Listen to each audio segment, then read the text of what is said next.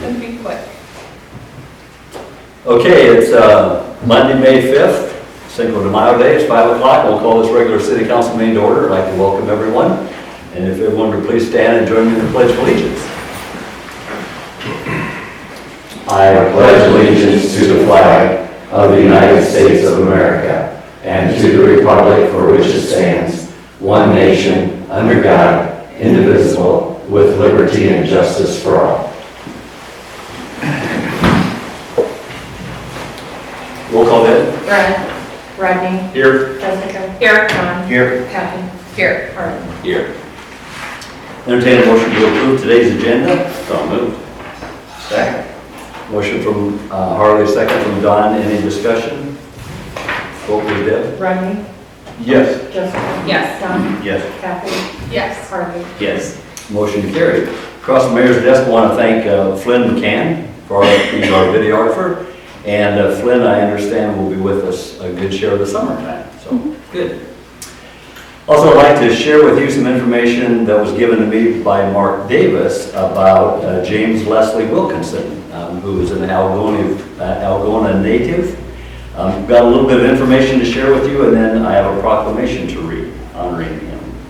So James Leslie Wilkinson was born in Algona on May 14, 1878, and grew to become a respected and influential figure within the Negro National Baseball League. J.L. or Wilkie, as he was often called, was a baseball player and a master promoter of the sport.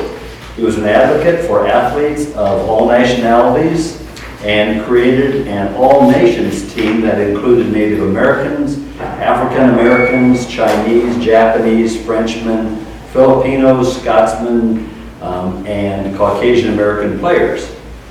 This team began touring the United States in 1912 and played until it was disbanded in 1918. And he went on to help form the Kansas City Monarchs, one of the most successful Negro National League clubs of the 1920s. He also signed Jackie Robinson, who became the first black American to play in the MLB. And in the 1920s, he actually also was the first person to organize and hold a game at night under the lights. So as we kick off the new season of baseball, it's fitting to honor this Algona native for his contributions to the sport and the spirit of the game. So whereas J.L. Wilkinson dedicated his life to the game of baseball as a talented player and a passionate promoter of the sport, and whereas J.L. Wilkinson recognized the power of baseball to bring people together across lines of race, nationality, and background, utilizing our nation's favorite pastime as a platform to advocate for and demonstrate the benefits of inclusion, respect, and opportunity for all. And whereas J.L. Wilkinson believed deeply in the values of fairness, dignity, and equality, and consistently worked to ensure that the game reflected those ideals both on and off the field. Therefore, be it resolved that I, Rick Murphy, Mayor of the City of Algona, declare May 14th, 2025 to be J.L. Wilkinson Day to honor and celebrate the life and contributions of Wilkie and his unwavering commitment to baseball and its players. So he certainly was ahead of his time and very proud that he's an Algona native. So, council, have anything they would like to share? Just on that, I was down at the Negro Baseball League Hall of Fame in Kansas City. Oh. You can see a lot more on that too. Okay, good.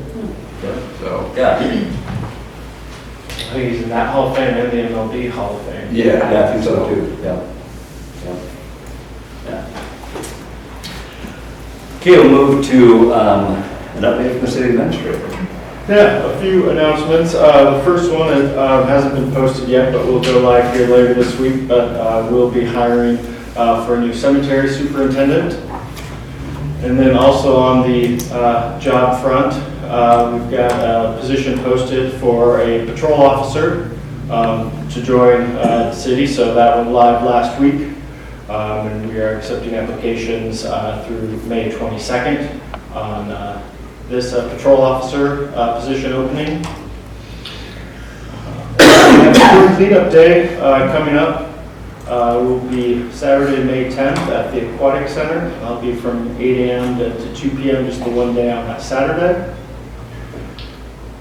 And then if you should have received it in the mail, but if you want to take a look at it online, share it or see a version of it in Spanish. I uploaded some copies of our city newsletter, which is on our website for the spring of 2025. So it's in such high resolution, it takes a while to load. There it is. Good. Yes, thank you, and that's also in Spanish. Yep. Too, so, yeah, that's good. Anything else? Okay, thank you. Agenda item number 7, this is citizens' opportunity to address the council with any item that's not on the agenda. I don't see anyone who would like to speak. We'll move to the consent agenda then, and that includes approving the minutes from our April 21st work session and our regular city council meeting, approve the bills to be paid this cycle, approve a Class C retail alcohol license for the Kasuth County VFW, and approve the various tobacco retail permit applications that arrived in the last 2 weeks. Move to approve. Second. Motion from Harley, second from Rodney. Any discussion? Vote please, Deb. Rodney? Yes. Jessica? Yes. Don? Yes. Kathy? Yes. Harlan? Yes. Motion carried. Move to new business and agenda item number 9, and this concerns the Algona Municipal Airport sign. This resolution approves local match as well as a grant application to the Iowa DOT for $25,000 to replace the sign out at the airport. As you can tell from the style, it's a bit dated.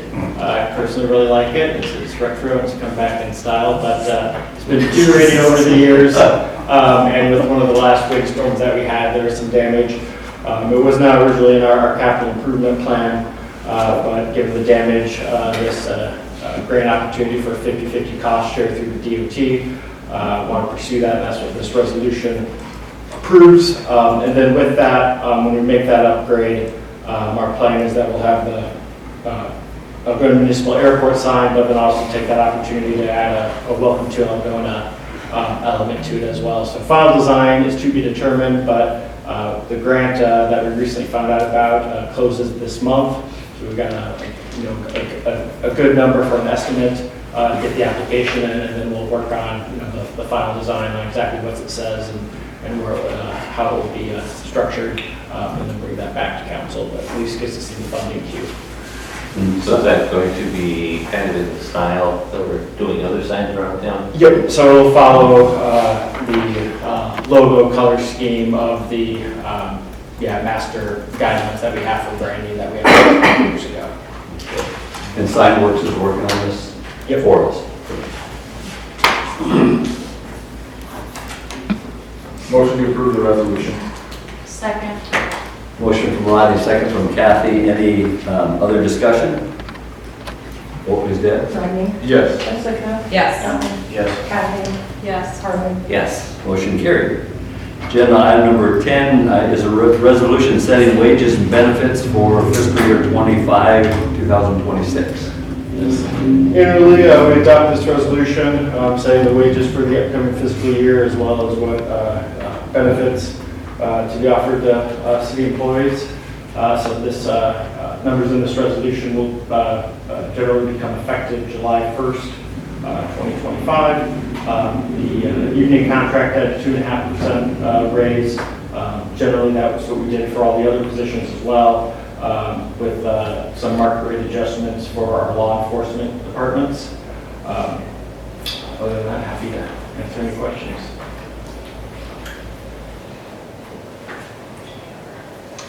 Move to approve? Second. Motion from Harley, second from Don. And It's not right. That would be like a $25,000 decrease. I'm confidence-based issues. I'm like, I just saw that. The hourly wage, I think, is correct, but the annual wage is like, Well, the hourly is what's actually approved, and the Okay. annual is just Okay. an estimate, so if that's right.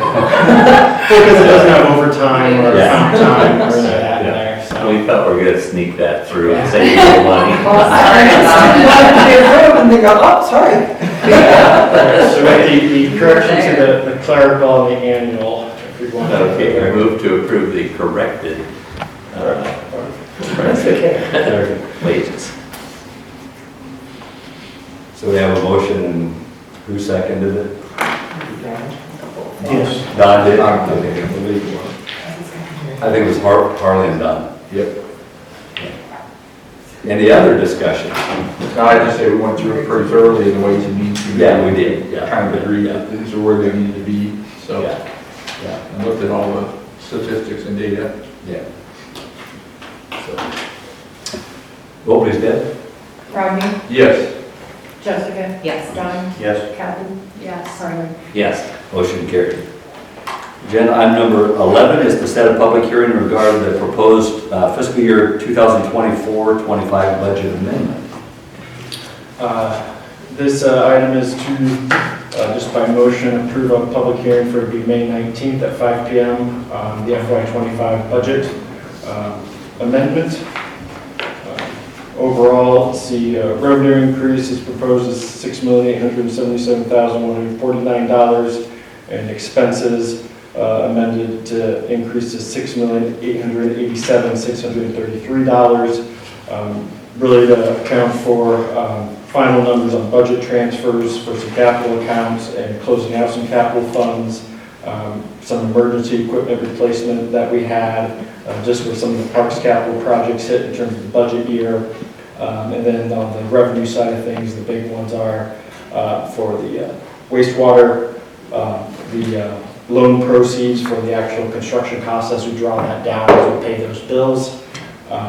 And then we had greater, we always try to budget these conservatively, like to see this, but then on other revenues that we had was higher than what we had budgeted interest income, higher than budgeted transfer revenues from AMU. And then earlier this year, we received a $82,553,000 transfer from the chamber, which had been raised by a series of leadership classes a few years back on Mythic Low Run. So that with the transition, they actually transferred that to the city, but that's earmarked towards future rec trail development. So the proposed hearing is for May 19th.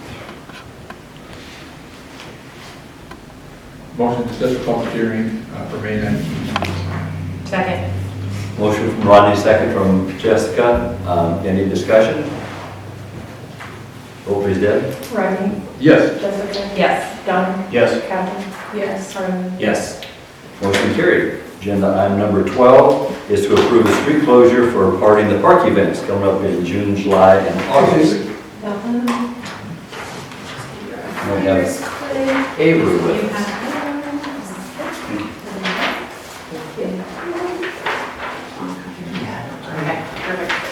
Oh, sorry, Jacob. You said yes, and I just walked straight away.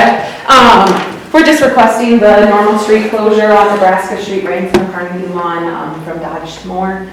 I've talked to Bo about it. We're asking the closure to be from 3 to 9. Our events will move back. It used to be 5:30 to 7:30, but with the farmer's market moving, we're also going to move back a half an hour. So events will be 6 to 8 p.m.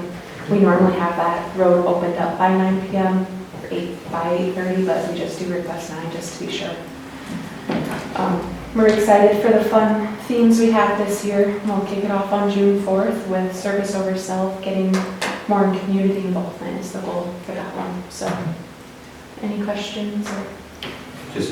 You just mentioned in passing the farmers markets changed their hours too, or? They've extended by a half an hour, I Oh, they believe. extended? Yeah, maybe. At the end? Yeah, but I think they're open until 5:30 now, I believe.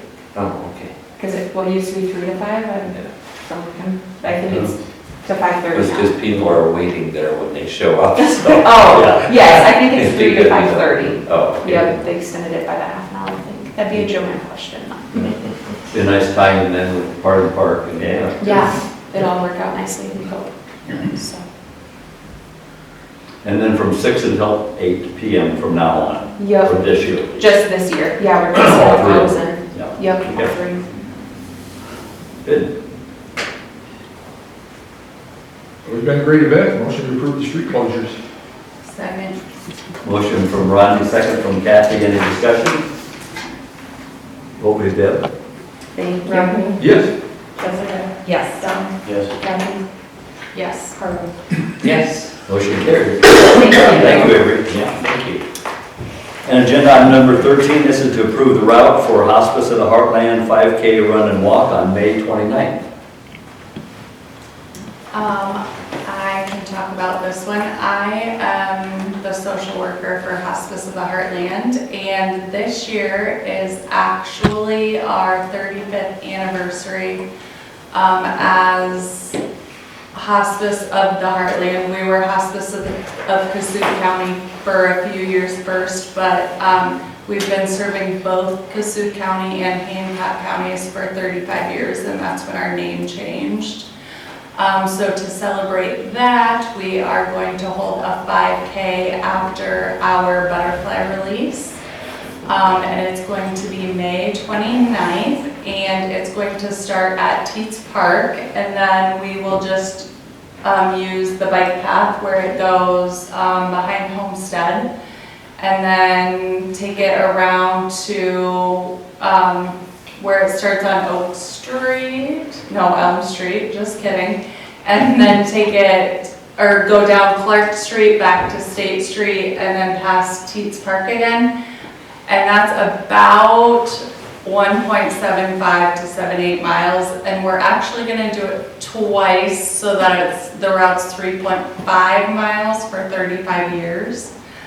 So there wouldn't actually need to be any street closures for it, and that way people that don't want to do the whole route can just do a shorter version and just do it one time, so. And then it just costs $10, and all the proceeds will stay within hospice, and we just use our donation account to help us serve patients who maybe are underinsured or don't have insurance, and we use it for like supplies or our bereavement program and things like that. So all the money stays within our program. So yeah. And the butterfly release is first, you said that? The butterfly release is at 5 o'clock, and that's at the hospital. Oh, it is still at the hospital? Yep, Okay. and it's just a memorial event we do every year. And I think it's $15 for a butterfly this year. And we usually sell about 125 to 150 live butterflies. And we have like a short ceremony in the dining center, and then everybody goes outside and releases their butterflies together. It's pretty cool, actually, but yeah, so this year's the first 5K, but the butterfly release we do every year, so. And this one starts at 6 o'clock? Yep, Okay. And the registration, that's still open? yep, you actually don't have to register early, but you can. We just kind of did it so we can kind of have a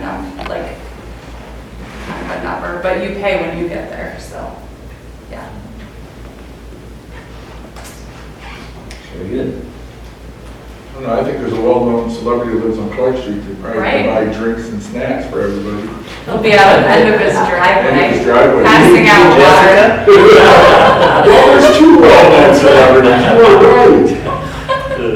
Well, I think they tried to put that red dot in his home, but they Yes. missed. they had a little bit. Oh, shoot. That's actually where I started and stopped, so. I Good. should have planned that better. I think it'll be just fine. It'll be close. What you gotta do here? So I move to approve any street closures that be needed, if they're needed. Approve the route. Yeah, and we'll coordinate with PD and barricades placed for, just to kind of alert people or get the information out, but, yeah, just so approving the route is the action item. Second. Motion from Rodney, second from Don to approve the route on May 29th. Any other discussion? Vote please, Deb. Rodney? Yes. Jessica? Yes. Don? Yes. Kathy? Yes. Harley? Yes. Motion carried. Agenda item number 14 approves fireworks sales permit for Bolino Fireworks. Getting them already. Yeah, 'cause we're already adjusting to spring being here, but now we're already planning for middle of summer. So, this is Bolino Fireworks. They've set up shop here around the July 4th holiday for several years in the Highland parking lot. So this sales permit application is for, you can see there kind of the northwest corner of the Hy-Vee parking lot there, and they are proposing to have their tent open from June 24th through July 5th. Move to approve. Second. Motion from Harley, second from Jessica to approve this fireworks permit. Any discussion? They've been here for a number of years, haven't they? They go a long time. Yeah, that's the big gorilla one, the blow up. Yeah, you know, Yeah. They've had that in the past, yeah. big gorilla. Go down the ditch. Vote please, Deb. Rodney? Yes. Jessica? Yes. Don? Yes. Kathy? Yes. Harley? Yes. Motion carried. And agenda item number 15, this is the final agenda item, and this is the final notification of Julie Murphy's term on the AMU Board of Trustees expiring on the 31st of May of this year. The AMU Board of Trustees consists of 5 members appointed by the mayor, and they serve 6-year terms. I visited with John Bilstein, and he would like her to be reappointed. I asked Julie, and she agreed also to be reappointed. She enjoys her time on the board, so I recommend her reappointment to the AMU board. So moved. Second. Motion from Don, second from Rodney. Any discussion? Glad she's willing to stay on. Vote please, Deb. Rodney? Yes. Jessica? Yes. Don? Yes. Kathy? Yes. Harley? Yes. Motion carried. Thank you. Well, that brings us to the end of our agenda. It's 5:22, and I would entertain a motion to adjourn today's city council meeting. Do adjourn. Second. We have a motion and a second. The meeting is adjourned. Thank you, everyone.